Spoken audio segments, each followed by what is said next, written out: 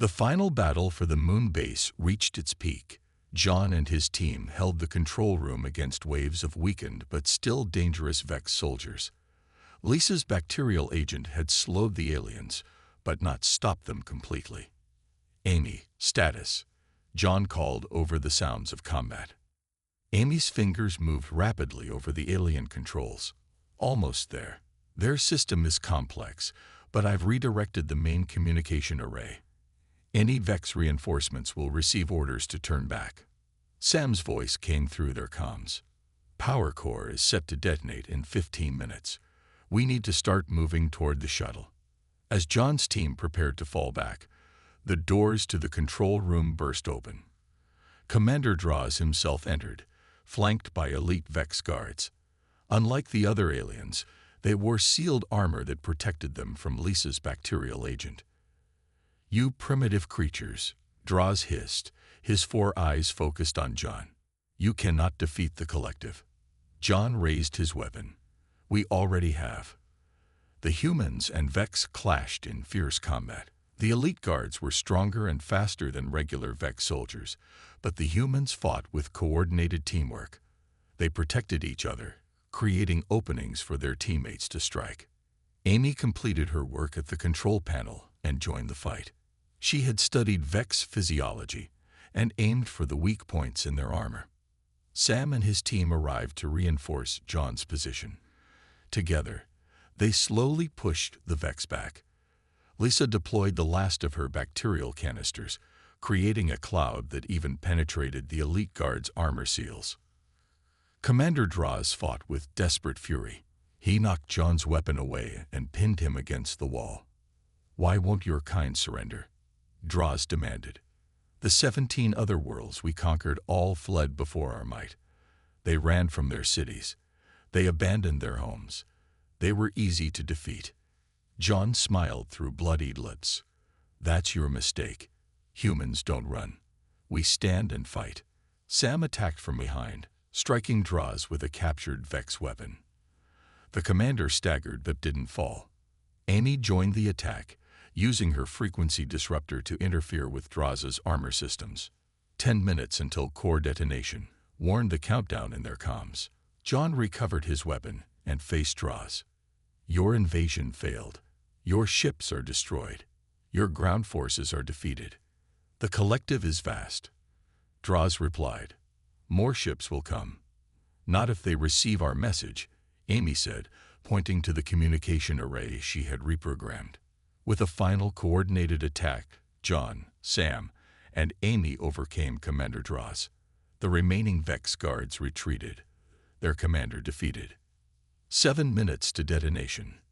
The countdown continued. All personnel evacuate immediately. The strike team gathered their wounded and moved quickly through the corridors of the moon base toward their shuttle. Behind them, the Vex were in disarray, their leadership broken. As they reached the docking bay, they found Doug Peterson waiting at the shuttle controls. He had piloted a second ship to the moon to ensure they had backup. "Thought you might need an extra ride home," Doug called out. The wounded were loaded onto Doug's shuttle while the rest boarded the original craft. Both ships lifted off as the countdown reached 3 minutes.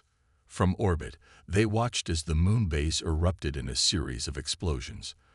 The massive communication hub collapsed in on itself, its antennas twisting and breaking apart. On the shuttle, John accessed the Vex computer they had taken from the control room. The information it contained was startling. According to this, the Vex have conquered 17 other species, he told the others. All those worlds are still under Vex control. Lisa looked over his shoulder at the data. The collective keeps those species as slave labor. They've been doing this for centuries. Not anymore, Sam said firmly. This information gives us the locations of all those worlds. Amy studied the technical data. And with what we've learned about their technology, we can help those other species fight back too. As the shuttles approached Earth, they saw the last of the Vex ships retreating from the planet, without the moon base to coordinate them. And with their commander defeated, the invasion force was breaking apart. In cities around the world, humans emerged from the battle zones to see Vex ships fleeing into space. Cheers erupted from Chicago to Sydney, from Cairo to Rio.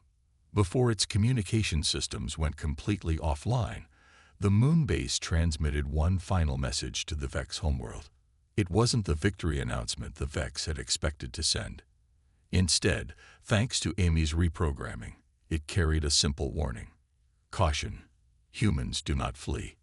Humans fight back. 2 days after the global counterattack began, the tide of battle had shifted dramatically. Humans now controlled most major cities on Earth.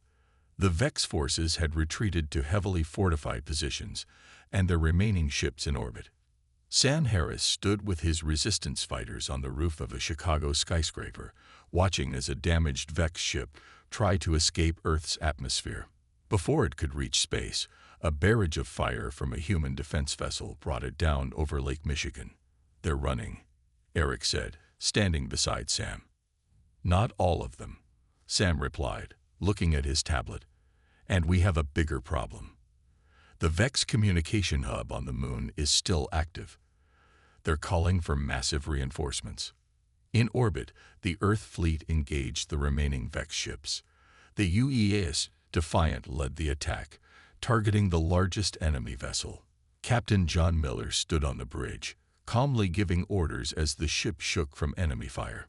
"Their shields are adapting to our weapons," Lieutenant Kelly reported. "The frequency disruptors aren't as effective anymore." John nodded. "They're learning. We need to end this before their reinforcements arrive." He opened a secure channel to Earth Command. "This is Captain Miller. We need to take out the moon base now." At the mountain facility, Amy Ross received the message. She gathered her team quickly. "We need to modify the disruptors for the moon base. Their systems are different from the ship's." One of her engineers looked worried. "The modifications will require someone to manually adjust the settings once inside the base. It's a suicide mission." Amy began packing equipment. "Not if we're fast enough."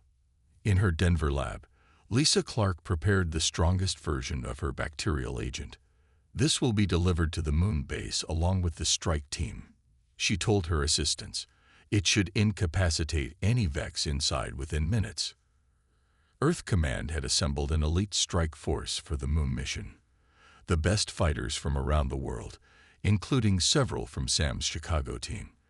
They gathered at a launch facility in Kazakhstan, where a modified Vex shuttle waited. The aliens' own technology would deliver the attack team undetected. Sam arrived at the launch site and found John already there. The captain had temporarily transferred command of the Defiant to Kelly for this critical mission. "Just like old times," John said as they clasped hands. "Except now we're saving the whole planet," Sam replied. The strike team boarded the shuttle. 20 soldiers, plus Sam, John, Lisa, and Amy. Each had a vital role in the mission. The shuttle lifted off, using captured Vex codes to appear as a friendly vessel returning to the moon base. As they approached the moon, they saw the massive communication hub. The structure resembled a giant silver spider, with long antennas reaching into space. It was from here that the Vex coordinated their forces and communicated with their home world. "Their defenses are still active," the pilot warned, "but our codes are working so far." The shuttle landed in a docking bay. The team moved quickly, deploying Amy's modified disruptors at key points. Lisa's bacterial agents were released into the ventilation system. Then the fighting began. Vex defenders swarmed toward them. The humans fought in coordinated pairs, covering each other as they pushed deeper into the facility. Sam led one squad toward the power core, while John directed another toward the main control room. Amy worked frantically at a control panel, redirecting the disruptor signals to affect the entire facility. "I need 3 more minutes," she called over the comm. "You've got it," John replied, as his team held off waves of Vex attackers. Lisa monitored the spread of her bacterial agent through the base. "The air is saturated. The Vex should be feeling the effects soon." Sure enough, the alien defenders began to slow. Their breathing labored as the Earth bacteria attacked their systems. Sam's team reached the power core and planted explosive charges. "Core is set to blow on our signal," he reported. In the control room, John and his squad secured the main communication array.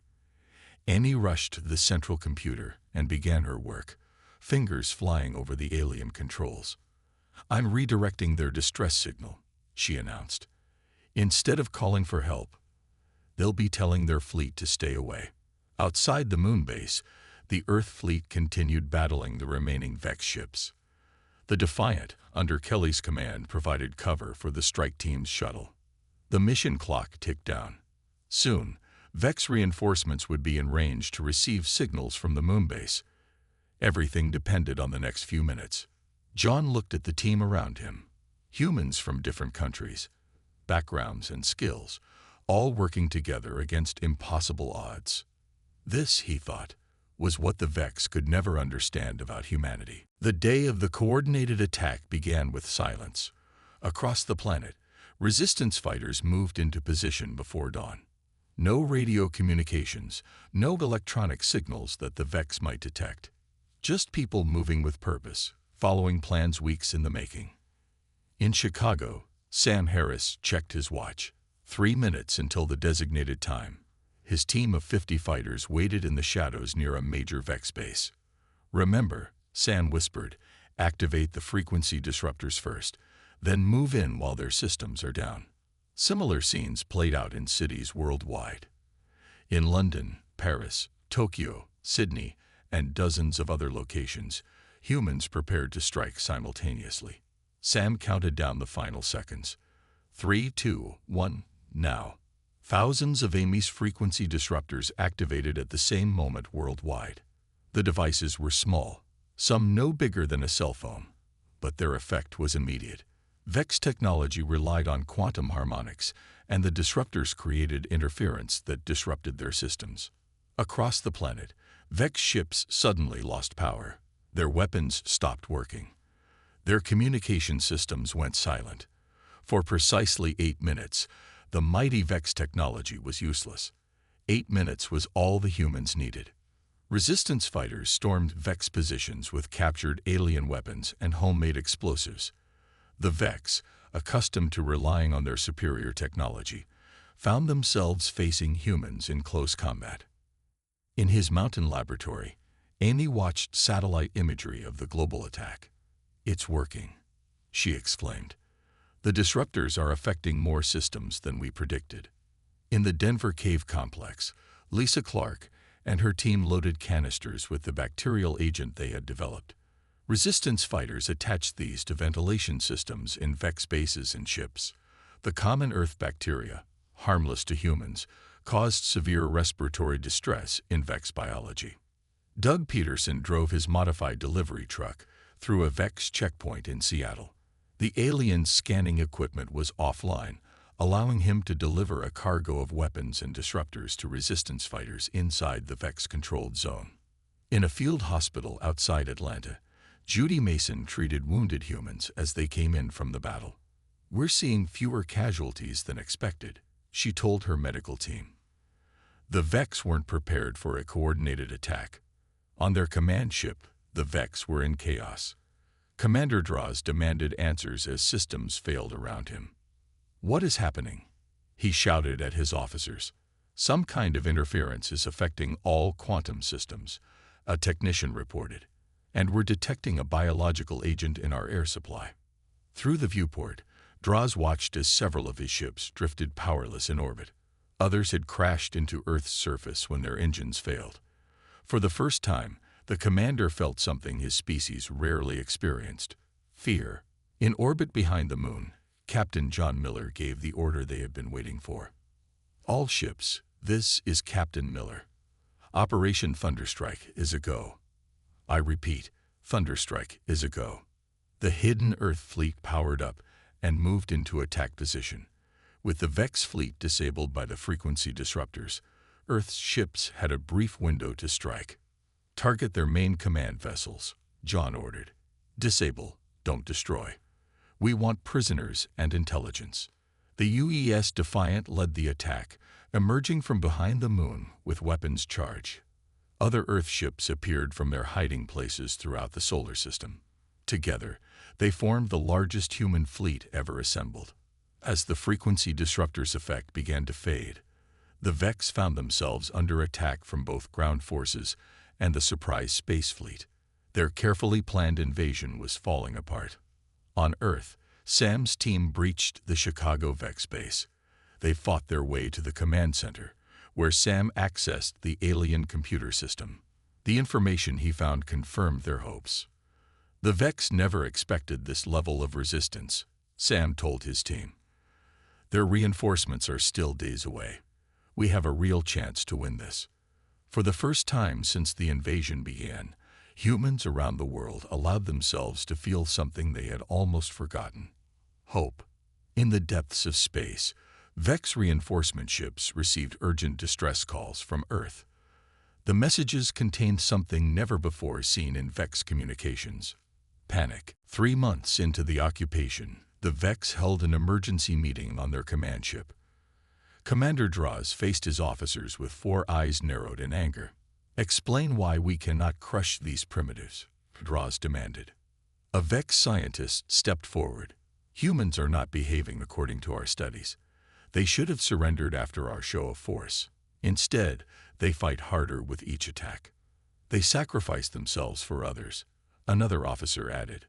"A concept our species abandoned millennia ago as inefficient."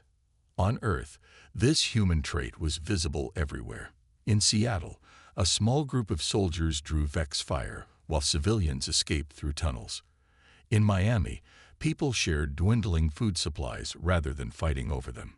In Cairo, wounded fighters insisted medics treat others first. Lisa Clark was studying this phenomenon from her lab, now relocated to a network of caves outside Denver. She reviewed records of Vex communications they had intercepted. "They have no concept of self-sacrifice," she explained to her team. "The Vex collective values only efficiency and survival.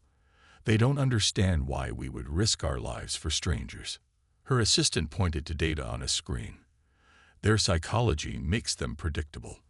They always choose the most logical path for self-preservation." Lisa smiled slowly. "And that's why we're winning small battles. They can't predict what we'll do because they don't understand what drives us."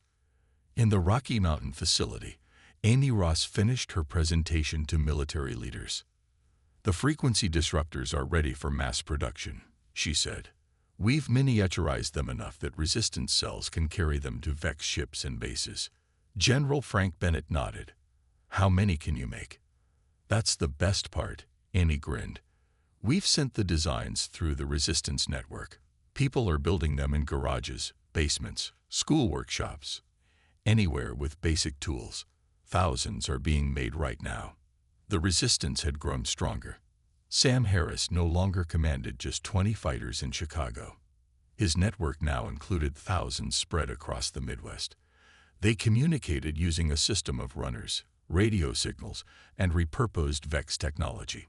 "The enemy is pulling back from residential areas," Sam told his officers in an underground parking garage that served as their headquarters. "They're consolidating in defensible positions." Eric pointed to their map. "They're scared." "Good," Sam replied. "Scared enemies make mistakes." The UES Defiant had made contact with other surviving Earth vessels. Captain John Miller now commanded a small fleet hiding in various locations throughout the solar system. They communicated using short, encrypted bursts that the Vex couldn't detect. "We have ships ready to move at these coordinates," John told his officers, pointing to a star map. "When the ground forces launch their coordinated attack, we'll hit the Vex fleet from behind." Lieutenant Kelly updated the tactical display. "The Vex still have superior numbers and firepower, but they're not used to fighting an enemy that refuses to give up." On the Vex command ship, Commander Draws reviewed the latest intelligence. Resistance attacks were increasing. Their ground forces were losing control of major cities. Several smaller Vex ships had been damaged by some kind of energy weapon the humans had developed. "We must break their will," Draws told his officers. "Increase orbital bombardment. Target human food production facilities. They will surrender when they begin to starve." A junior officer nervously approached. "Commander, we have analyzed their communication patterns. They appear to be coordinating something on a global scale. Draws dismissed the concern. Their primitive technology cannot threaten us. But across Earth, humans were indeed preparing. Doug Peterson and other civilian volunteers moved supplies and weapons along secret routes. Judy Mason trained more medical teams to handle casualties. Resistance cells studied Vex patrol patterns and positioned their forces. Amy's frequency disruptors reached fighters worldwide, along with instructions. Lisa's bacterial agent was prepared in quantity, ready for deployment against Vex troops and ships. Sam's network spread the attack plans through the resistance. And in orbit, John's hidden fleet waited for the signal.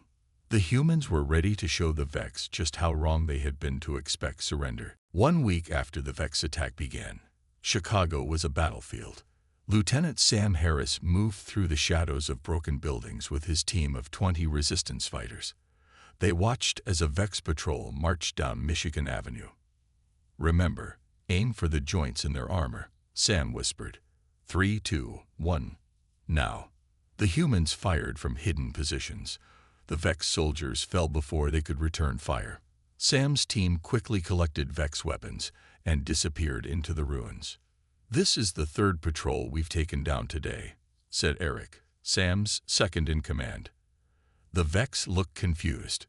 Sam nodded. "They expected us to run away screaming. They don't understand humans at all." Across the city, ordinary people had become heroes. Doug Peterson had been a bus driver before the invasion. Now he led a group that moved supplies between resistance bunkers. Vex patrols had strict patterns that Doug had memorized, allowing him to travel safely through dangerous areas. Judy Mason had been a nurse. Today, she treated wounded fighters in a hidden clinic underneath an old movie theater. When Vex forces searched the building above, her patients remained silent despite their pain. In her underground laboratory, Dr. Lisa Clark had made a breakthrough. She studied the sample under her microscope and smiled. "It's working," she told her team. "Regular Earth bacteria, simple streptococcus, causes a reaction in their biological systems. Their immune response can't handle it."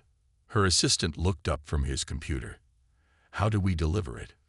"We need to get it into their air filtration systems on their ships and bases," Lisa replied. "I'm sending the formula to all resistance labs." At the secret mountain facility, Amy Ross tested her device. The small box emitted waves that made the piece of Vex technology in the test chamber shake and then crack. "The frequency disruptor works," she announced to the watching officials.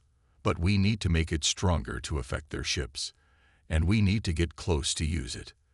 The Resistance had set up a hidden communication network using old radio equipment and repurposed Vex technology. Messages traveled between cities, countries, and continents. The humans were sharing information, coordinating attacks. In orbit behind the moon, the UES Defiant remained hidden. Captain John Miller studied the reports coming from Earth. "The Vex are taking losses everywhere," John told his crew. "They expected to walk in and take over with minimal resistance. They didn't plan for this." "What about the other ships?" asked Kelly. "We've detected at least 30 more in the outer solar system." "They're holding position," John replied. "I think the Vex want to handle this with the forces they have here. They're too proud to call for help yet." John checked the signal from his secure communications device. More ships from Earth's defense fleet had survived than anyone expected. They were hiding in the asteroid belt, behind Mars, and in Earth's oceans, all waiting for the right moment. In New York, the Vex had established their main Earth base in what was once Central Park. Their commander, Draws, received disturbing reports from his troops. "Humans are fighting in organized units in all major cities," a Vex officer reported. "They did not flee as our psychological models predicted. Increase the brutality of our attacks." Draws ordered. "They must break eventually." But each Vex attack strengthened human resolve. When the aliens destroyed a neighborhood in Los Angeles, survivors joined the Resistance.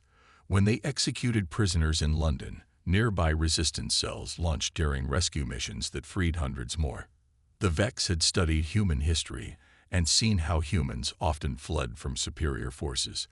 They expected the same response to their advanced technology. They didn't understand that humans had changed. Centuries of stories about alien invasions had prepared humanity psychologically for this very moment. In Chicago, Sam's team returned to their bunker with the captured Vex weapons. "We've figured out how to recharge these," a tech specialist told him. "We can use their own weapons against them now." Sam looked at the maps on the wall showing Vex positions across the city. His team had marked them with red pins. Each day, there were fewer pins. "Send word to all cells," Sam said. "It's time to coordinate our attacks." The Vex wanted us to run. Let's show them why that was never going to happen. 6 months passed since first contact. Earth and the Vex Collective had established regular meetings and exchanges. The Vex had shared some of their technology, and humans had given cultural artifacts and scientific knowledge in return.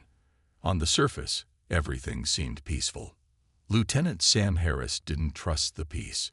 As he sat in his office at Military Intelligence Headquarters, he reviewed the Vex reports for the 20th time. The numbers didn't add up. The Vex claimed their fleet consisted of 12 ships, but Sam's team had detected signals suggesting at least 30 vessels hiding behind Jupiter. Sam picked up his phone and called Captain Miller, who had become the main human contact with the Vex. "John, we need to talk." Across the city, Amy Ross examined the strange device the Vex had given Earth as part of their energy efficiency exchange. Amy was the best civilian engineer the government could find, with a talent for understanding foreign technology. She turned the silver box over in her hands, noticing a seam that wasn't on the blueprints the Vex had provided. "Something's hidden in here," she muttered to herself. Her assistant handed her a special tool, and Amy carefully pried open the secret compartment. Inside was a small device that pulsed with a faint blue light. "Looks like some kind of transmitter." "They're spying on us."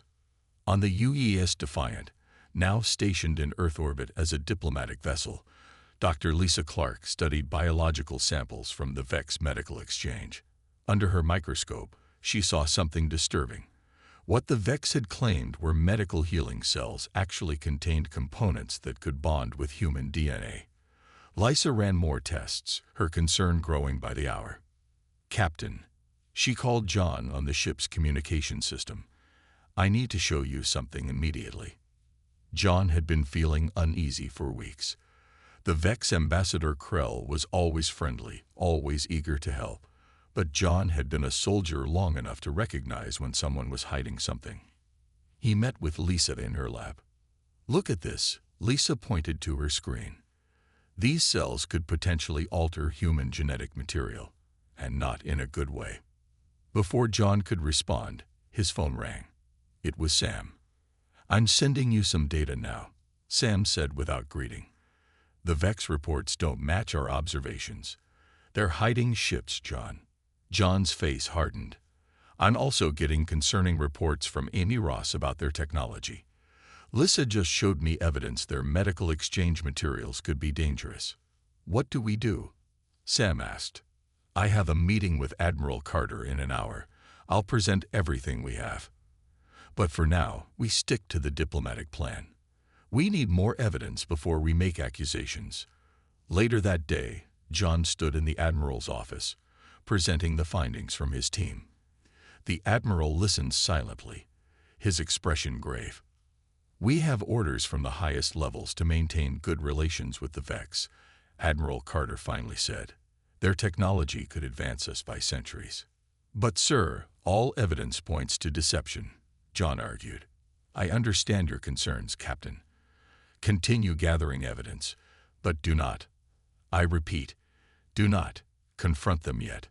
John left the meeting frustrated but determined. He arranged to meet Sam, Lisa, and Amy at a secure location. "The military won't act without more proof," John told them. "We need to work together." Amy opened her laptop. "I've been tracking the transmissions from their devices. They're collecting data on all our major cities, power plants, and military installations." Lisa added, and their biological samples could be weaponized against us. Sam spread out his intelligence reports. Their fleet movements suggest they're preparing for something big. We keep watching, John decided. Document everything. And we prepare, quietly. The next day, John met with Ambassador Krell as scheduled. The Vex's 4 eyes seemed to study him more intensely than usual. "Captain Miller, is everything all right? You seem tense," Krell said. John forced a smile. "Just busy with all our exciting new projects together." Indeed, Krell's upper eyes blinked slowly. "We have great plans for Earth. The collective is most pleased with humanity's cooperation." As John nodded politely, he couldn't help but hear a threat beneath the words. On his way back to the Defiant, he contacted his team. "Be ready," he told them. "I think whatever they're planning is coming soon." The message came on a Tuesday. It rippled through every communication device on Earth at the same moment. Phones, computers, televisions, and radios all played the same sequence of sounds. The world stopped and listened. Captain John Miller was eating breakfast when his military phone buzzed. He looked at the strange symbols dancing on the screen, then watched as they transformed into English words. "We are the Vex Collective. We come in peace." Within hours, John received orders to report to United Earth Defense Force headquarters. The large meeting room was filled with military leaders, scientists, and government officials. All talking stopped when Admiral Carter walked in. "Ladies and gentlemen, we have confirmed that the signal is not of human origin," the Admiral said. "Captain Miller, you have been selected to lead our first contact mission." John stood up, his face calm despite the storm in his mind. "Yes, sir. When do we leave?" "The UES Defiant will be ready in 2 weeks. You'll take a team to the meeting point they suggested, just beyond the moon's orbit."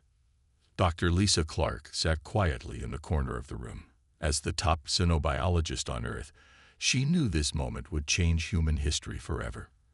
When the Admiral called her name, she straightened her glasses. "Dr. Clark, you'll join Captain Miller. We need to understand what we're dealing with." Lisa nodded. "I'll need a fully equipped lab on the ship."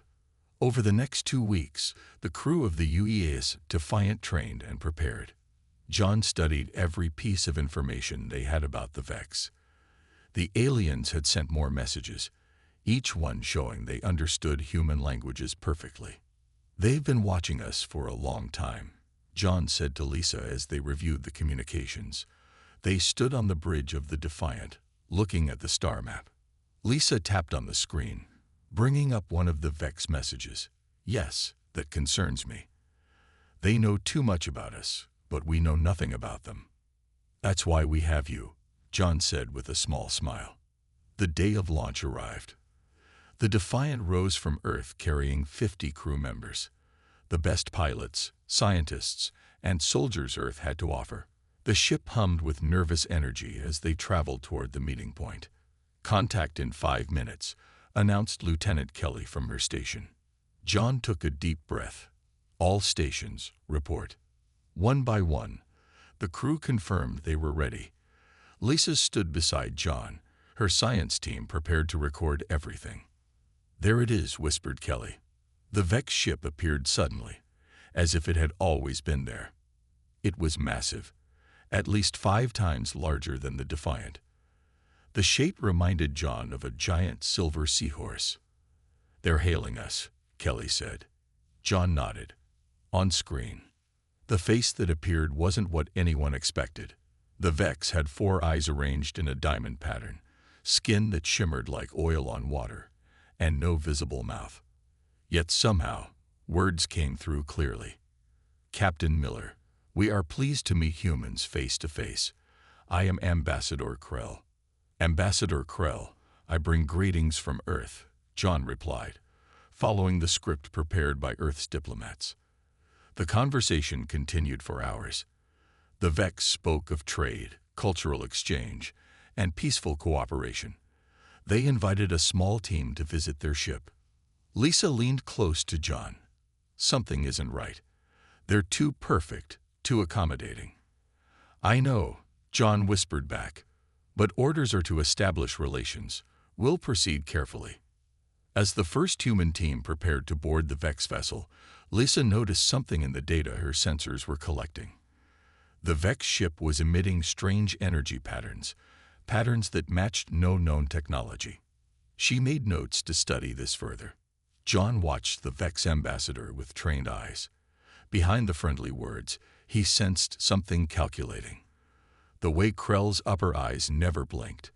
The slight pause before answering certain questions. Earth celebrated first contact. News reports showed cheering crowds around the world. But aboard the Defiant, John and Lisa shared a worried glance. This was just the beginning, and both felt the weight of what was to come. The attack came at dawn. John was woken by alarms blaring throughout the UES Defiant. He rushed to the bridge, still pulling on his uniform jacket. "Report," he shouted as he entered.